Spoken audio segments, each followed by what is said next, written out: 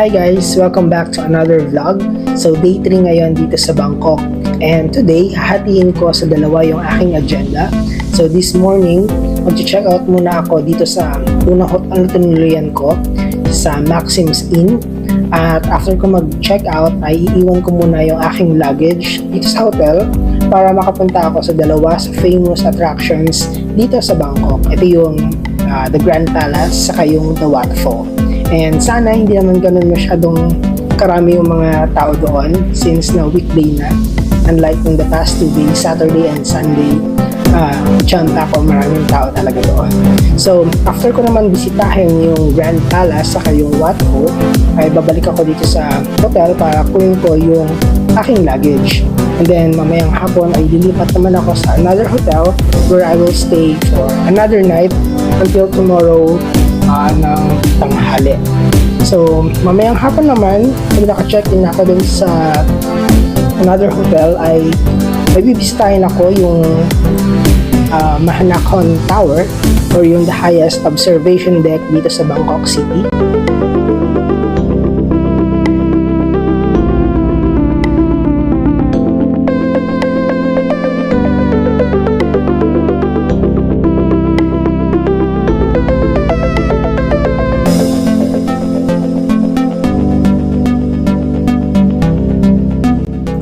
Okay guys, so nakalabas na ako ng MRT sa Sanam Chai Station at ngayon ay naglalakad na ako papunta ng the Grand Palace.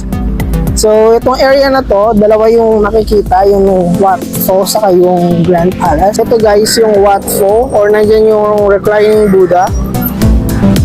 At 700 meters from here ay nandun naman yung Grand Palace. So Grand Palace yung uunahin natin puntahan. Let's go!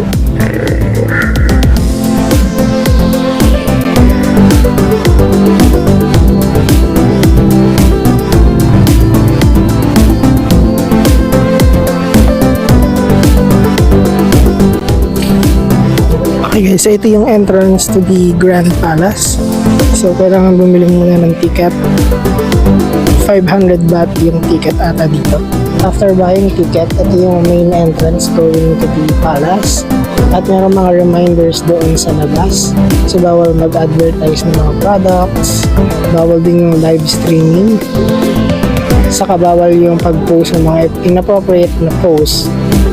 Ayan. So let's go, pasok na tayo.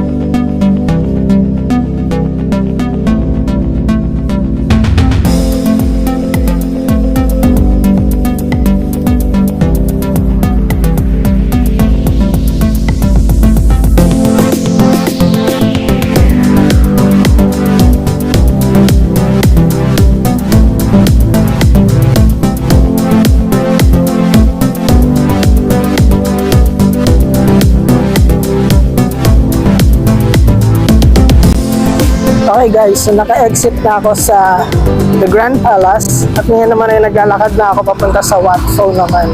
It's about 700 meters mula dun sa exit ng the Grand Palace. Guys, tip lang, dito sa Bangkok, maraming scams dito, especially dun sa mga tourist attractions. So number one dito yung sa mga tuktok. Lalapitan ka ng mga tuktok drivers dito at mag-offer sila. Kaya sasabihin nila na sarado yung ganitong attraction. Sabay o-offeran ka nila na sumakay na lang sa kanila pero dadalhin ka kung saan sa mga shops.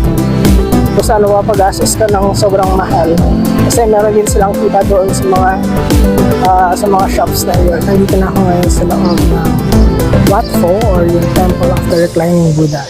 So the entrance fee here is 200 baht for foreigners and free naman sa mga Thai nationals. So let's go and explore in the Nitong Temple.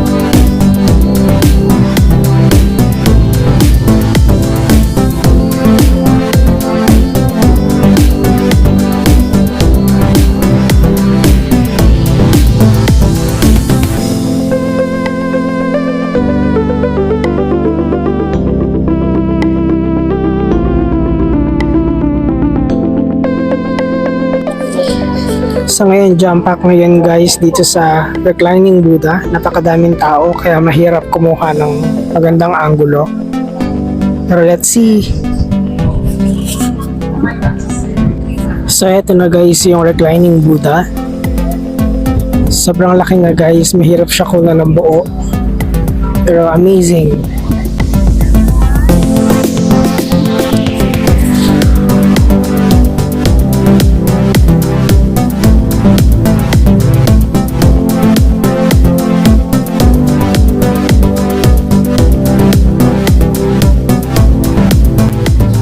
So ganito guys yung ginagawa ng mga visitors dito sa Wat Pho. So pwede kang bumili ng coins, 20 baht per cup. At ilalagay doon sa bawat isang lalagyanan na yan. Pampaswerte yata ito sa mga Buddhist.